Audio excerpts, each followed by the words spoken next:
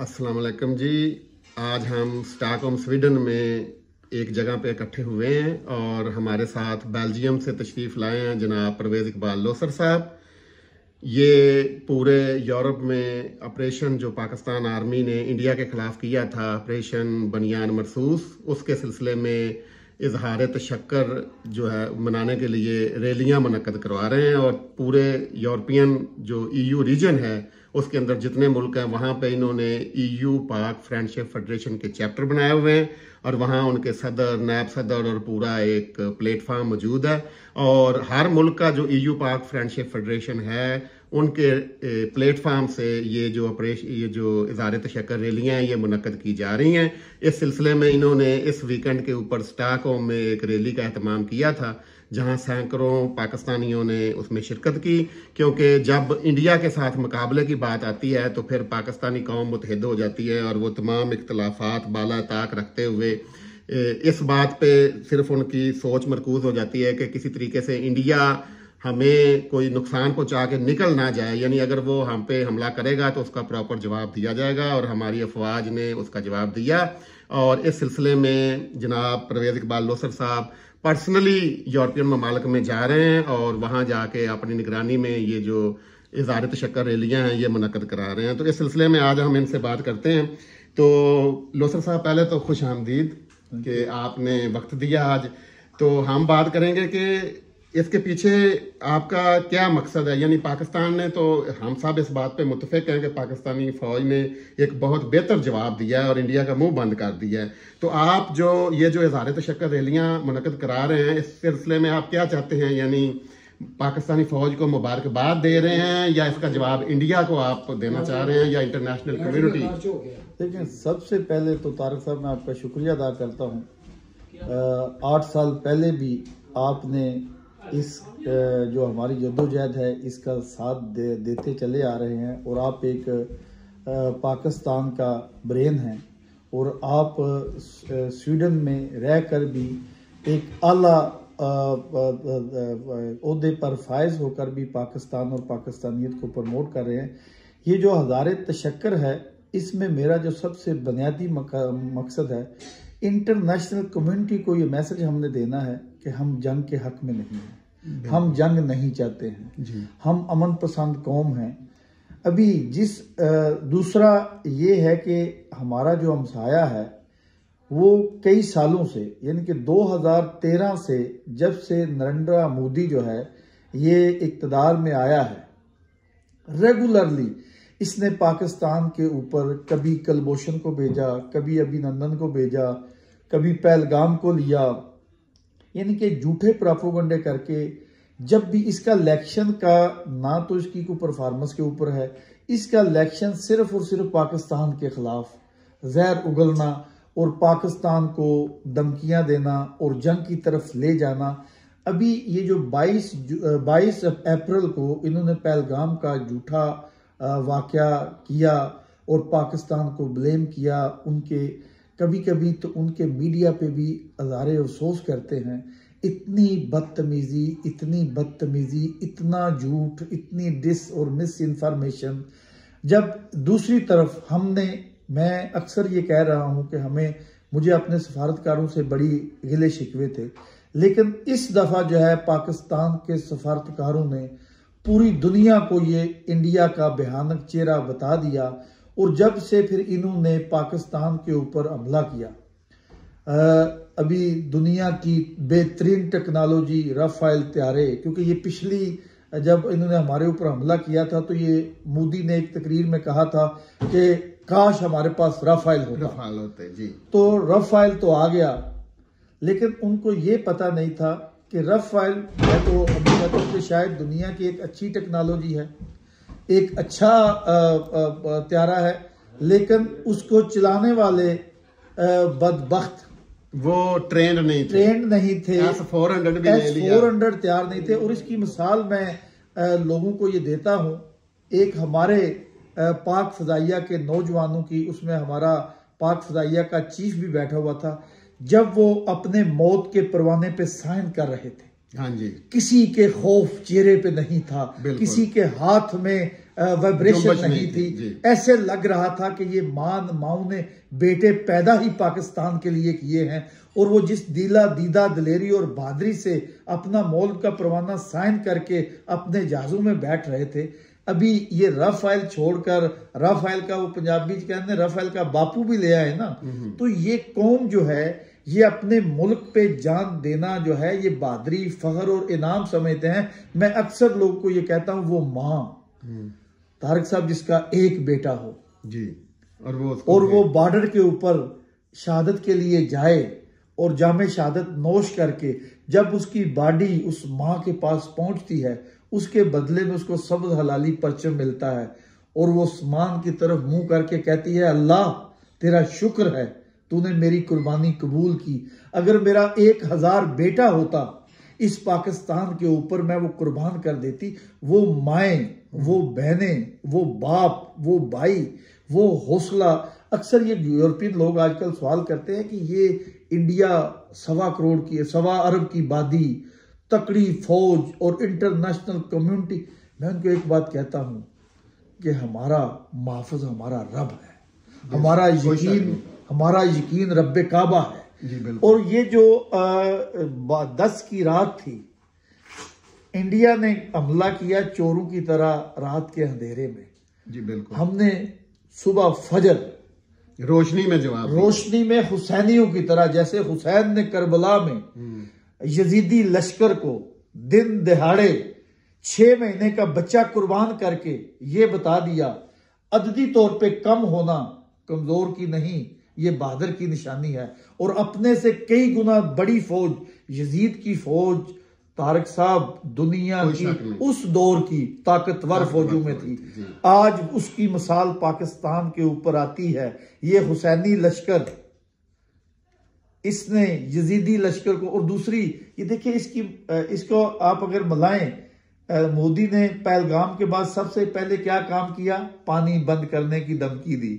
अच्छा, मैं आपकी बात एक मिनट काट रहा हूं। आपने पहलगाम का जिक्र किया, आप क्या समझते हैं कि यह जब पहलगाम वाकया हुआ है, एंड उस वक्त मोदी जो है वो सऊदी अरब के टूर पे था और अमेरिका का नायब सदर इंडिया के टूर पे था, तो अगर इसके पीछे पाकिस्तानी फौज होती, क्या वो इतने डफड़ और बेवकूफ हैं कि वो ऐसे वक्त पे इंडिया में कोई ऐसा हमला करवाते जब अमेरिकी नायब सदर इंडिया में बैठा होता और पाकिस्तान का जो ब्रादर मुल्क और सबसे ज्यादा पाकिस्तान को बेनिफिट देने वाला सऊदी अरब, वहां मोदी टूर पे होता और पीछे पाकिस्तान हमला करवा देता? ये तो एक बच्चा भी इसको नहीं समझ सकता। कि आप इसके लिए क्या कहते हैं? कि जब अकल सो जाती है जी, जब अल्लाह की तरफ से आपका जवाल शुरू हो जाता है, ये चीज फिर देखिए इसके बाद अगर ये पाकिस्तान ने तो किया नहीं, फिर पाकिस्तान ने इंटरनेशनल कम्युनिटी को ये मैसेज कन्वे किया कि अगर इसमें इनके पास कोई प्रूफ है, अभी ये देखिए इनकी टोटल फौज है 13 लाख जी, 7 लाख कुछ इनकी फौज जो है ये पहलगाम उसके अराउंड में है, बिल्कुल कश्मीर में है। अभी ये दुनिया को भी एक मैसेज है कि अगर इनके चारों तरफ फौज और दरमियान में पहलगाम में इनको पता ही नहीं कर कौन गया है, ना कोई फुटेज है ना कुछ है, ये तो फिर वही है कि अल्लाह की मदद आप बीले आ गई। लेकिन ये चीज जो है ये इंटरनेशनल कम्युनिटी को बताने के लिए आपको बार बार उनका शोल्डर को लाना है कि प्लीज वैकअप, प्लीज वैकअप, क्योंकि इंडिया ने इंटरनेशनली ट्रेड को इतना मजबूत कर लिया है। अभी जैसे थोड़ी देर पहले हमारे दोस्त मुनाज साहब ये कह रहे थे डेमोक्रेसी एक मजहब बन गया है। अभी ये जिस तरफ इसको मोड़ना चाहे, ह्यूमन राइट्स जो है ये डेमोक्रेसी की जो है ये वो क्या कहते हैं नकेल है। अभी जब इनको फलस्तीन में, मकबूजा कश्मीर में या जिस दुनिया में जहां जुल्म हो रहा है वहां इनको ये human abuses, human right violation नजर नहीं आ रही है, इसका मतलब ये है कि ये वहां नजर डालना ही नहीं चाहते हैं। अभी पाकिस्तान, दूसरी तरफ हम पाकिस्तान, क्योंकि हम मिसाल ज्यादा पाकिस्तान की देंगे, 10 साल में 12 साल में 70 से 80 हजार बंदा दहशतगर्दी का लुकमा अजल पाकिस्तान का बना और इंटरनेशनली हमें दहशतगर्द बना के पेश किया जाता है। क्या हमारा कोई कुलभूषण पकड़ा गया? कोई नहीं। सेकंड वर्ल्ड वार के बाद मैं रूटीनली लोगों को कहता हूं कि सेकंड वर्ल्ड वार के बाद अगर किसी फौज ने हाजिर ड्यूटी जसूस या स्पाई पकड़ा है, वो पाकिस्तान है और एक हायर लेवल का बंदा जो कि नेवी का उनका कमांडर है। अभी उसके बाद हमने एक और इंटरनेशनल कम्युनिटी को मैसेज तारिक साहब दे दिया, अभिनंदन को उतारा जी, उसकी शनाख्त परेड की, उसने अपने लफाज बोले, फिर अमन के तौर पर हमने इंटरनेशनल कम्युनिटी को फिर ये मैसेज दिया हम जंग नहीं चाहते हैं। उसको हमने वाघा बॉर्डर के जरिए उसको वापस किया।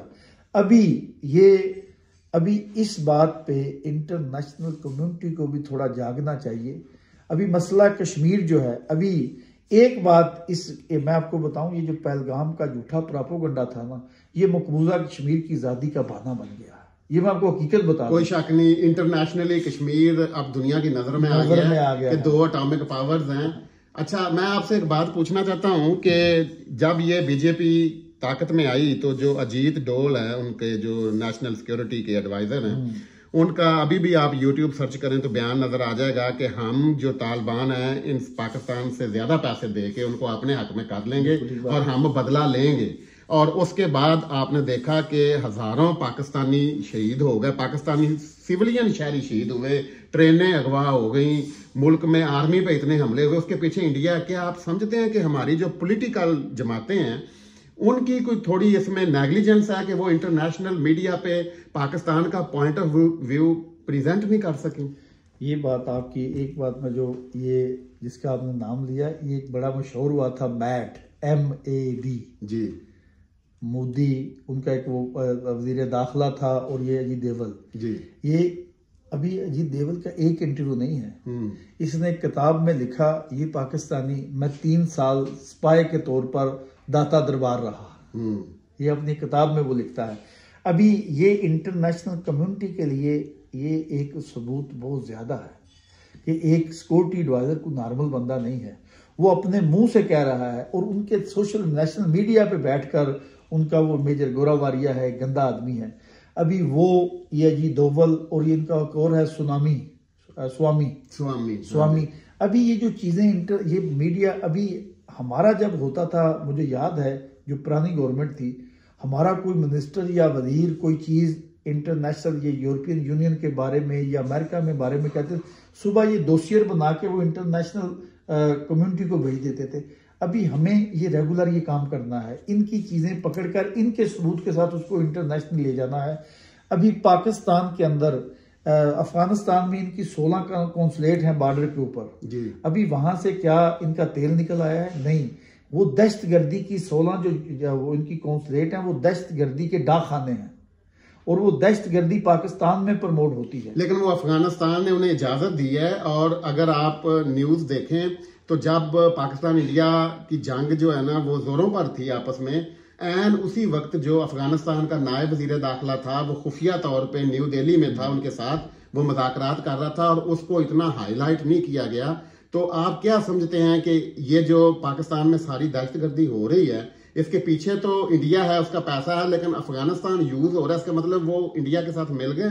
देखिए, अभी जो ये बिल्कुल लेटेस्ट बात है जी, अभी जब से हमारे बांग्लादेश के साथ हालात अच्छे हुए हैं, जब से वो अंटी मैडम पकड़ी गई है, हाँ बिल्कुल, हसीना वाजिद, उस वक्त से जब उन्होंने देखा कि हमारे हालात इधर ठीक हो गए हैं, उन्होंने डायरेक्ट अफगानिस्तान के साथ दोस्तियां बढ़ाकर और ये चैलेंज के तौर पर हमें कहना शुरू कर दिया।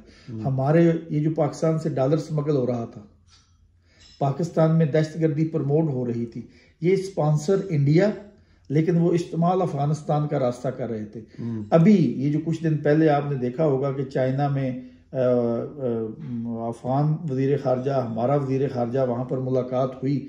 सफारती तौर पे कभी हालात बंद नहीं करने चाहिए, लेकिन ये हमें थी कि ये जो तालिबान है ये हमेशा इंटरनेशनली भी सारा मलबा हमारे ऊपर डाल रहा था कि पाकिस्तान ने या पाकिस्तान की एजेंसी जो है ये तालिबान को प्रमोट करती है।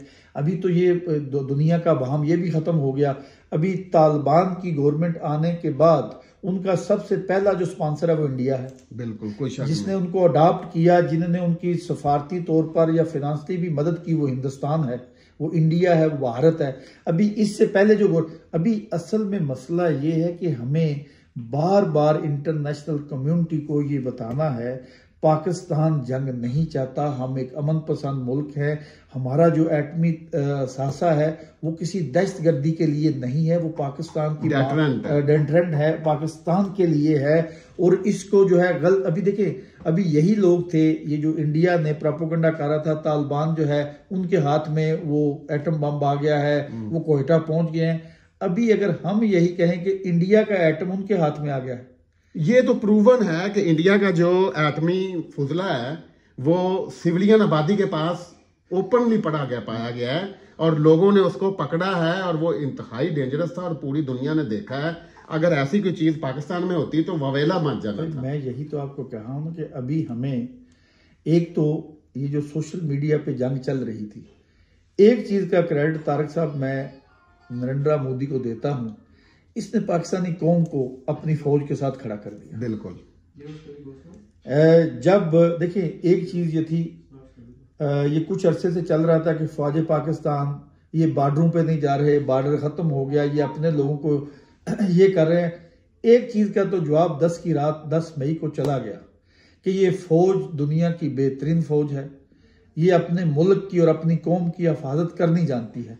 अभी इसको हमने भी कंटिन्यू रखना है, क्योंकि ये आजकल जो 5th जनरेशन वार चल रही है ना सोशल मीडिया की, इसका मुकाबला करने के लिए हमें अपने बच्चों को, नौजवानों को, सिविल सोसाइटी को, अपने सब लोगों को ये बताना है कि सोशल मीडिया पे जो पाकिस्तान के खिलाफ प्रोपेगेंडा हो रहा है, एक तो हमारा मजहब बदतमीजी की इजाजत नहीं देता, दूसरा हमारा कल्चर भी नहीं है, लेकिन पॉजिटिविटी आपने उसका जवाब देना है।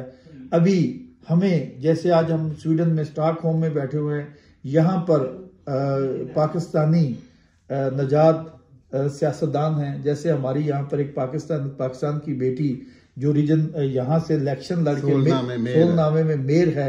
अभी इसके अलावा हमारे जो बाकी नौजवान हैं, हमें इन नौजवानों को सबसे पहले तो स्वीडिश गवर्नमेंट इनका मुल्क है, इसके साथ इनको पाकिस्तान का सॉफ्ट इमेज जो है वो बेहतर करना है। इसके लिए हमें ये चीजें आगे ले जाने के लिए हमारे सफारतकारों को इस पे रेगुलर काम करने की जरूरत है, और ये रेगुलर काम करेंगे तो मुल्क बचेगा, वरना जो चीजें हो रही हैं इनका हमें मुआसरा रेगुलर करना है। पाकिस्तान के खिलाफ जो प्रोपेगेंडा हो रहा है इसका मुकाबला करना है। इसका मुकाबला यकीनन कलेक्टिव एफर्ट्स के साथ होगा और जो ओवरसीज पाकिस्तानी हैं वो मिल के अपना एक यकीनन पॉइंट ऑफ व्यू बनाएंगे और बना रहे हैं। और EU पाक फ्रेंडशिप फेडरेशन वाकई एक इफेक्टिव रोल कर रही है और माशाल्लाह इतने ज़्यादा यूरोपियन ममालिक में आपके चैप्टर हैं और आप वाकई पाकिस्तान की जो इमेज बिल्डिंग है वेस्ट में उसमें अपना एक बुनियादी किरदार अदा कर रहे हैं। आपका बहुत शुक्रिया कि आपने टाइम दिया और मैं उम्मीद करता हूं कि आप इस